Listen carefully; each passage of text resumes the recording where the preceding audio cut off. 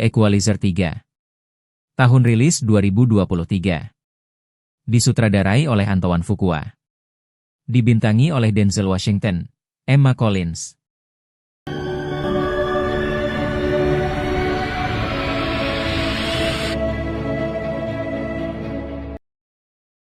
Berlatar di Sicilia, Italia, cerita diawali dengan memperlihatkan seorang bos mafia bersama anaknya baru saja pulang setelah mendapat panggilan darurat dari salah satu bawahannya. Di mana si bos menyuruh anaknya untuk tunggu sebentar di mobil, kemudian menghampiri salah satu bawahannya yang nampak sangat ketakutan, tegang dan gugup seolah habis melihat sesuatu yang sangat mengerikan. Dan ternyata wajar saja dia ketakutan. Karena bagaimana tidak ketika si bos melangkahkan kakinya ke dalam, dia melihat kebrutalan yang benar-benar di luar batas. Ketika seluruh anak buahnya yang berjaga sudah tewas dengan kondisi yang sangat-sangat mengenaskan dan tidak manusiawi. Dan ya, Anda semua pasti sudah bisa menebak jika semua ini hanya bisa dilakukan oleh hanya satu orang saja.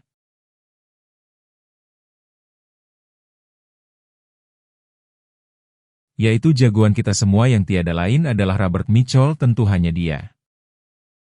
Dia yang bisa melakukannya. Robert sengaja membiarkan dirinya tertangkap dan sengaja membiarkan 3 anak buah si bos ini tetap hidup agar bisa bertemu langsung dengan si bos yang menjadi tujuan utamanya. Robert mengatakan jika saja anak buahnya mengizinkan dia masuk, mungkin mereka sekarang masih hidup. Robert hanya ingin mengambil sesuatu yang bukan milik si bos. Sesuatu yang telah dicuri si bos dari seseorang. Yang ketika dia melihat kunci pada pinggangnya, disitulah Robert bisa langsung menembak. Jika sesuatu itu disimpan di dalam sebuah ruangan yang harus dibuka dengan kunci tersebut,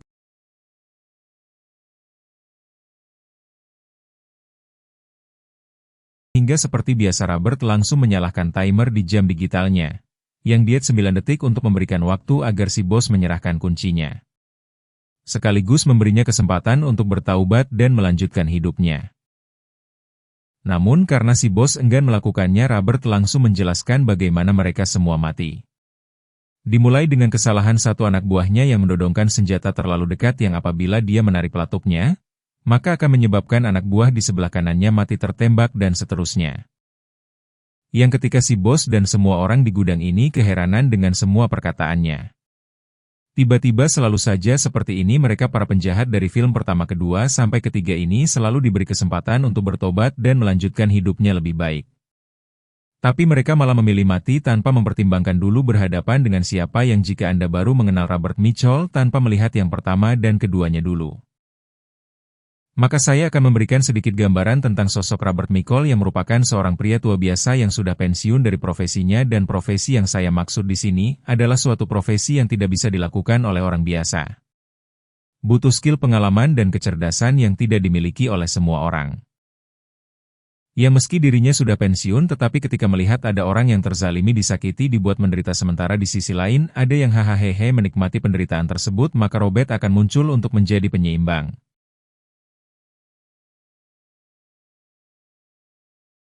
Setelah Robert mendapatkan apa yang diinginkannya, dia langsung keluar dan mendapati anak si bos sedang menunggu ayahnya di mobil. Robert bukan psikopat yang tega membunuh wanita dan anak-anak sehingga beliau langsung pergi meninggalkannya, tanpa tahu jika si anak sering main FF dan berani membokongnya menggunakan senapan milik ayahnya. Dalam kondisi terluka parah, Robert tetap bersikeras untuk pulang mengendarai mobil, sehingga tanpa sengaja dia pingsan tepat di pinggir jalan dan ditemukan oleh seorang petugas polisi yang sedang berpatroli, yang langsung membawanya ke desa untuk diobati oleh dokter setempat.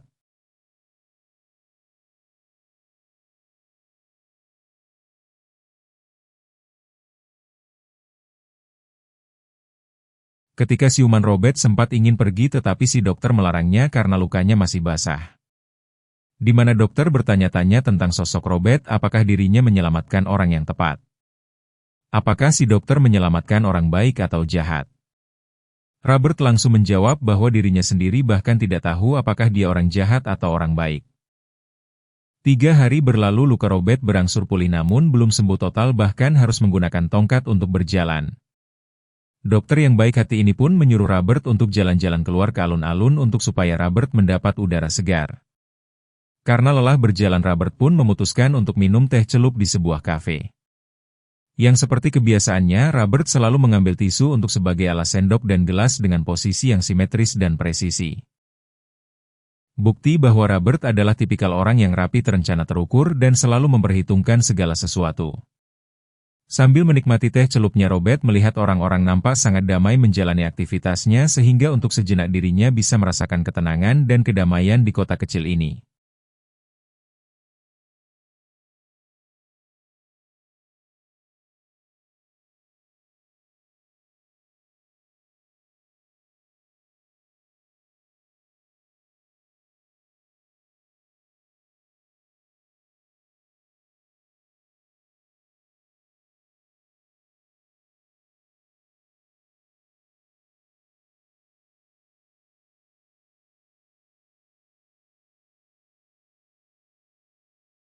Tak lama muncullah seorang polisi bernama Gio, orang yang sudah menyelamatkan Robert di pinggir jalan. Gio sadar betul jika Robert adalah seseorang yang sedang terlibat masalah. Karena tidak mungkin orang biasa mendapatkan luka tembak seperti yang Robert dapatkan. Gio langsung menjelaskan bahwa kota ini adalah kota damai yang dipenuhi orang-orang baik. Sehingga dengan cara yang halus Gio meminta Robert untuk pergi apabila lukanya sudah sembuh total. Roberto kembali ke masalah. Robert terlihat sedang menghubungi seorang agensi dari divisi finansial bernama Emma untuk melaporkan bahwa ada sesuatu yang mencurigakan di tempat si bos mafia yang sudah Robert bunuh. Robert sebenarnya hanya berniat untuk mengambil sesuatu yang telah dicuri si bos. Tetapi dia tak sengaja menemukan hal-hal janggal di tempat tersebut sehingga Emma dan dia diminta untuk pergi ke sana dan lakukan pemeriksaan sambil menunggu pulih total.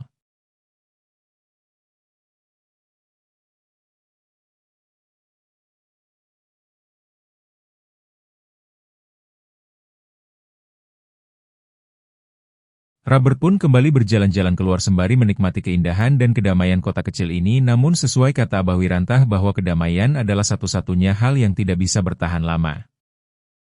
Hal itu langsung terbukti ketika Robert melewati sekelompok mafia muda yang dipimpin oleh seorang pemuda cengos bernama Marco yang kebetulan sedang menghajar penjual ikan gara-gara telat bayar iuran, yang jika saja mereka tahu siapa Robert, mungkin Marco dan anak buahnya akan berpikir dua kali untuk melakukan hal seperti itu di sekitarnya.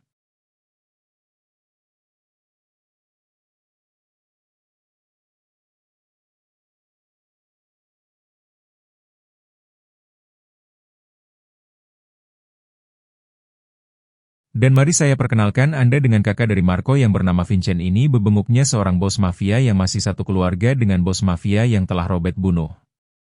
Vincent sedang dalam rencana untuk merubah kota ini menjadi kota yang mewah seperti hotel, kasino, bar, dan tempat-tempat hiburan bagi para wisatawan mancanegara.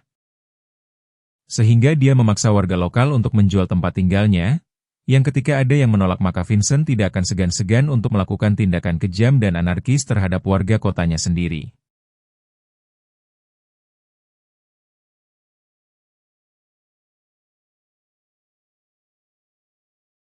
Alih ke kediaman si bos mafia tua yang sudah Robert bunuh, Emma dan timnya menemukan sesuatu yang tak terduga, yakni beberapa drum wine berisi ampetain sintetis alias narkoba. Berikut beberapa orang yang tewas mengenaskan. Dan hanya ditemukan satu sidik jari saja di TKP ini sehingga mereka semua termasuk Emma penasaran dengan siapa orang yang sudah melakukan semua ini.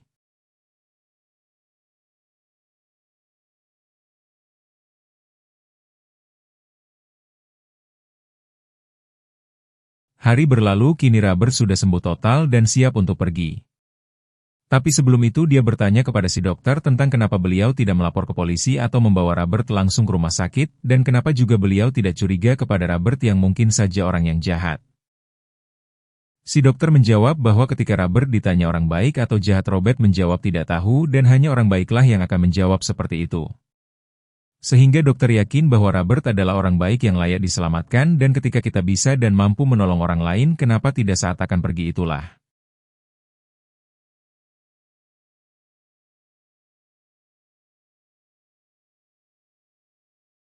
Robert dikejutkan dengan orang-orang yang sedang beramai-ramai memadamkan kebakaran yang ternyata rumah tempat tinggal si penjual ikan sudah dibakar oleh oknum tidak bertanggung jawab. Namun yang paling menyedihkan adalah bukan soal warung ikannya yang ikut hangus, tetapi ada anak dan istrinya yang masih berada di dalam.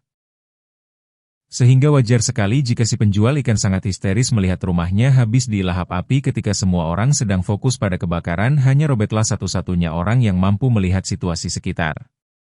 Ketika Marco dan anak buahnya hanya menonton kejadian ini dari kejauhan sehingga Robert yang sudah berpengalaman dalam dunia kriminal pun bisa langsung menebak jika pelakunya adalah mereka. Semua faktanya memang benar merekalah pelakunya. Hal itu Marco lakukan adalah sesuai perintah dari kakaknya yaitu Vincent untuk meneror semua warga kota agar tidak betah tinggal di sini. Sehingga ketika semua orang pindah maka Vincent bisa langsung menguasai kota kecil ini dan menjadikannya sebagai tempat wisata.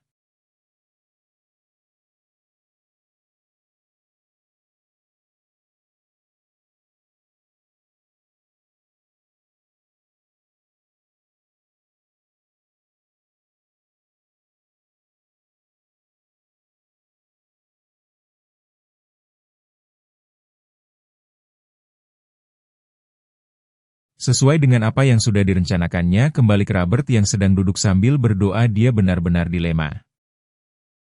Entah harus pergi atau jangan, karena setelah melihat kedamaian di kota ini terganggu akhirnya membuat jiwa-jiwa equalizer dalam dirinya kembali muncul. Di saat Robert butuh ketenangan dan nyaman di suatu tempat selalu saja ada orang-orang yang mengganggu ketenangan itu.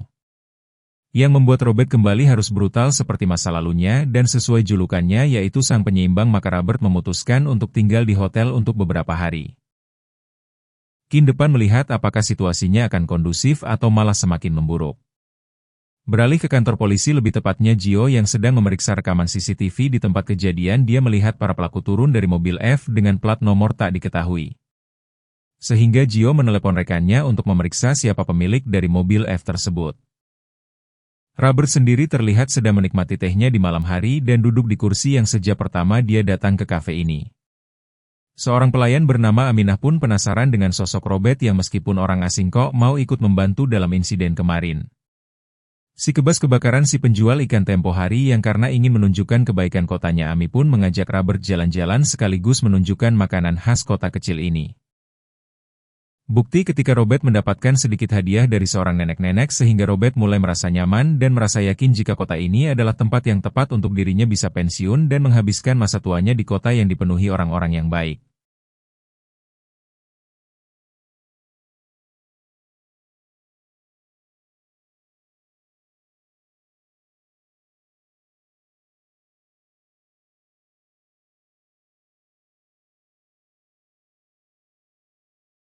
Suatu pagi ketika sedang ngeteh dan duduk di bangku yang sama ada Emma yang ternyata berhasil melacak keberadaan Robert. Berdasarkan nomor telepon yang tempo hari Robert gunakan alih-alih bermaksud mengambil foto Robert secara diam-diam. Robert justru menyadarinya lebih dulu yang bahkan jika Emma ingin foto yang jelas dan bagus Robert dengan senang hati akan menghadap dan tersenyum ke arahnya. Emma yang penasaran pun bertanya tentang Robert yang bekerja untuk siapa kenapa sidik jarinya tidak bisa dilacak. Kenapa identitasnya tidak ada dalam data sensus penduduk, dan bagaimana dia seorang diri membantai kelompok mafia di tempat kemarin. Robert dengan santai menjawab bahwa dirinya datang ke Sisilia hanya untuk mengambil sesuatu yang telah dicuri oleh si bos mafia. Namun ketika berada di sana dia tak sengaja menemukan hal-hal mencurigakan yaitu narkoba yang sudah Emma dan timnya sita selebihnya Robert tidak mau tahu dan tidak akan ikut campur. Karena itu sudah bukan tugasnya lagi. Di sisi lain, Gio mendapat masalah ketika ibu guru mengatakan jika putrinya dijemput oleh orang-orang berbadan besar dan seram. Sehingga dia buru-buru pulang ke rumah. Yang langkah terkejutnya, Gio saat melihat istrinya baru selesai diperkosa dan putrinya diancam akan dibunuh. Yang semua ini tentu saja adalah perbuatan si Marco yang tidak ingin aksi kejahatannya terungkap.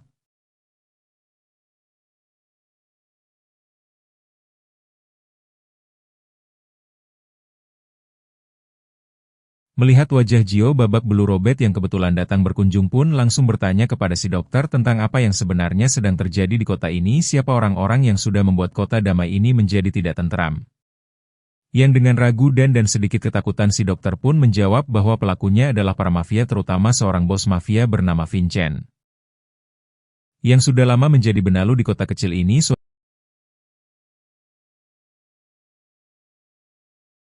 Suatu malam ketika Gio dan keluarga kecilnya makan di restoran muncul lagi si koplok Marco yang ingin memastikan kasus kemarin sudah ditutup. Dengan wajah tengilnya Marco menatap ke arah istri Gio dengan tatapan mesum seolah memberi kode ancaman agar Gio merasa terintimidasi dan tidak berdaya untuk berbuat apa-apa. Yang di situ Marco yang songong ini pun tiba-tiba terdiam saat di seberang meja terdapat jagoan kita semua yakni Om Robert sedang fokus menatap ke arahnya. Merasa ditantang, Marco pun duduk di meja Robert yang sebelum dia memulai percakapan Robert lebih dulu berbicara dengan mengatakan bahwa dirinya mulai menyukai kota kecil ini. Jika Marco dan kelompoknya melakukan hal buruk tolong-tolong dengan sangat lakukan di tempat lain jangan di sini. Robert bukan mengancam tapi lebih ke menyiapkan sehingga itu membuat Marco dan anak buahnya tertawa. Dan ya Marco pun langsung dibuat kicip saat Robert menekan sela-sela antara telunjuk dan ibu jarinya. Robert menjelaskan sedikit tentang dunia medis bahwa apa yang Robert tekan sekarang adalah saraf median yang berfungsi untuk mengontrol gerakan jari sekaligus saraf yang mengirimkan sinyal rasa sakit ke otak dari skala 1 sampai 10. Rasa sakit yang mereka rasakan saat ini baru di skala 2 yang jika Robert tekan lebih keras lagi maka rasa sakitnya akan semakin luar biasa sampai Marco akan kencing di celana. Sehingga Marco langsung menuruti perintah Robert untuk menyuruh keempat anak buahnya keluar dari restoran ini. Dirasa sudah aman, Robert pun melepaskan tangan Marco dan mencoba untuk berbicara baik-baik tentang Marco yang masih muda dan masih punya masa depan panjang. Sangat disayangkan sekali apabila dia harus mati malam ini. Sehingga untuk kedua kalinya Robert memberikan kesempatan untuk Marco tidak mengulangi kesalahan yang sama.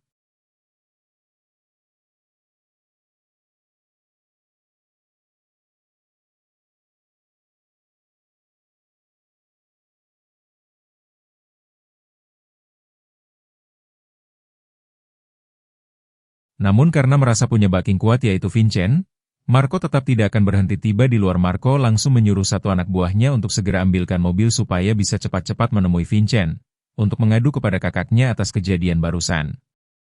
Karena masih kesal dan merasa dipermalukan, Marco yang sedang marah pun meminta pistol kepada anak buahnya dan bermaksud untuk membunuh Robert.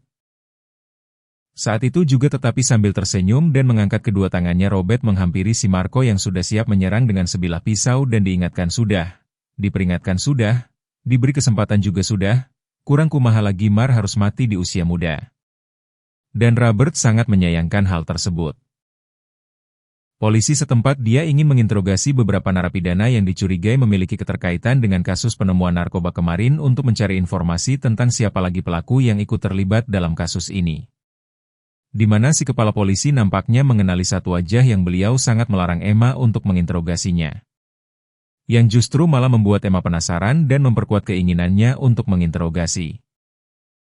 Orang tersebut berdasarkan laporan tim berhasil melakukan penyergapan besar-besaran terhadap kediaman salah satu mafia yang ada di Italia ini. Dan itu sangat-sangat berbahaya bagi Emma karena selain dia melakukan penyelidikan mandiri, Emma juga rentan diserang oleh salah satu anggota keluarga mafia yang masih tersisa yaitu Vincent.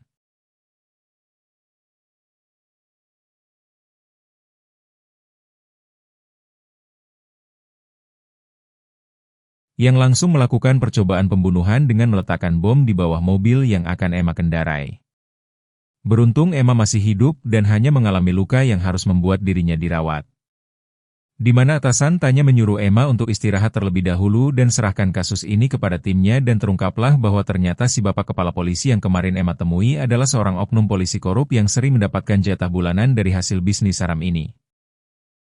Kedatangan si kepala menemui Vincent adalah untuk memintanya menghentikan sementara bisnis ini karena jika sampai kasus ini terungkap lebih jauh maka bukan hanya Vincent yang celaka tetapi karir bapak ma polisi pun akan ikut celaka yang karena tidak ingin diatur-atur dan merasa bahwa dirinya adalah penguasa kota Sicilia. Vincent pun memberikan sedikit penegasan agar si kepala polisi tetap tutup mulut atas keterlibatannya dalam bisnis hitam ini.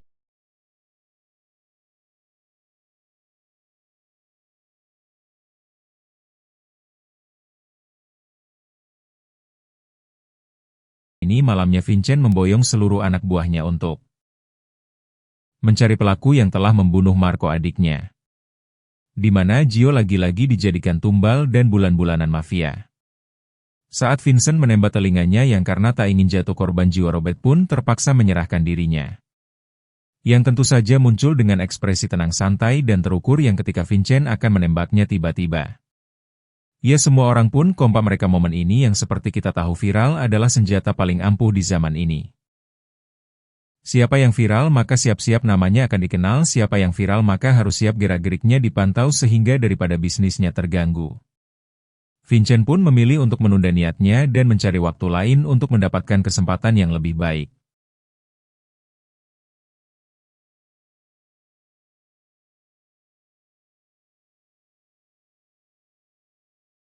Tiba di kediamannya, Vincent yang masih belum bisa tenang pun kembali merajuk di depan anak buahnya bahwa kejadian tadi sangat-sangat memalukan, seolah mafia tidak punya harga diri lagi. Masa kalah oleh kamera ponsel, kalah oleh viral, kalah oleh netizen. Sehingga tepat besok mereka sepakat untuk membunuh si Robert sekaligus membakar kota kecil ini agar balas dendam kematian adiknya segera tuntas. Dan rencananya membangun resort tempat wisata bisa cepat terlaksana. Tepat saat larut malam ketika Vincent sedang tidur cantik dan anak buahnya sedang berjaga non-stop 24 jam.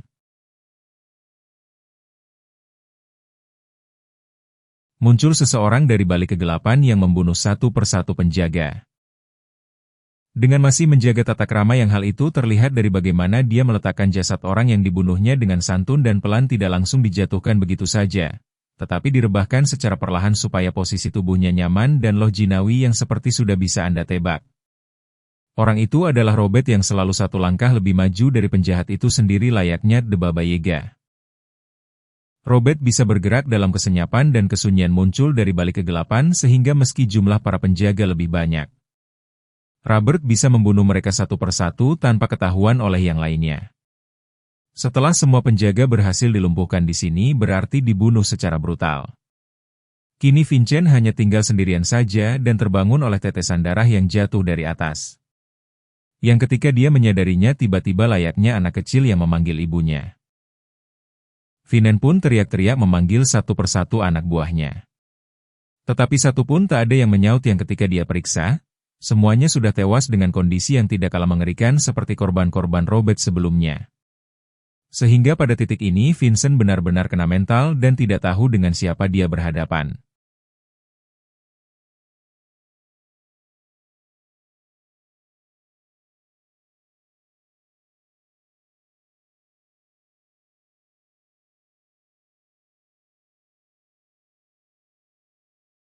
Ketika siuman Vincent sudah dalam kondisi terikat dengan mulut berbusa karena rupanya Robert sudah memasukkan narkoba secara paksa ke dalam tubuhnya. Sehingga dengan kata lain Vincent saat ini mengalami overdosis dan menurut hitungan Robert, jantung Vincent akan berhenti sekitar 6 menit lagi, yang karena masih ingin memberinya kesempatan, Robert pun melepaskan ikatan Vincent supaya dia bisa keluar mencari dokter. Itu jika waktunya masih cukup. Pada titik ini saya pribadi jujur ada muncul rasa kasihan terhadap atau melihat si Vincent jalan sempoyongan berusaha untuk mencari dokter demi untuk nyawanya. Tetapi mengingat kembali tindakan dan perilakunya yang menyita rumah warga, menggantung orang gak berdaya, membakar rumah, membunuh anak dan istri si penjual ikan, sulit memang untuk merasa simpati sepenuhnya. Sehingga dengan sangat terpaksa Vincent harus mati sebelum bisa merealisasikan rencana yang sudah disiapkannya selama jauh-jauh hari.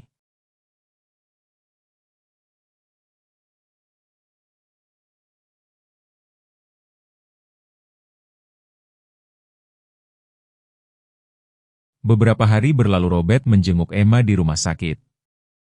Tepat saat para polisi berhasil menangkap semua gembong mafia Italia yang terlibat dalam bisnis ini. Habis semua mafia yang ada di Italia ini, benar-benar habis tak tersisa, dan tentu saja Emma harus berterima kasih kepada om-om kuat ini. Robert pun membawa uang dalam tas yang merupakan uang yang diambilnya dari si bos mafia di awal yang belum sempat dia serahkan kepada pemilik yang menjadi haknya. Jadi kronologinya adalah ada seorang kakek tua mantan buruh bangunan yang sudah pensiun.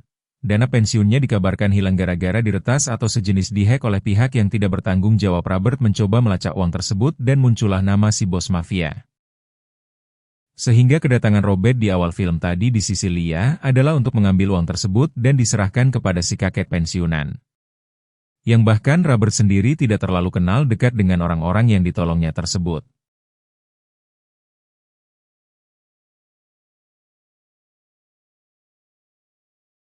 Setelah sembuh, Emma langsung membawa uangnya untuk diserahkan kepada pemiliknya, yaitu si kakek dan istrinya. Emma datang di waktu yang tepat karena keduanya baru saja akan pindah tempat tinggal karena tak mampu bayar uang sewa, yang ketika si kakek bertanya siapa yang telah menolongku. Emma pun menjawab Robert, si kakek sama sekali tidak mengenali nama tersebut. Sehingga pada titik ini Emma akhirnya sadar jika Robert adalah benar-benar orang tulus yang baik hati. Yang bahkan orang asing pun dia tolong. Film pun berakhir. Tamat. Terima kasih sudah menonton.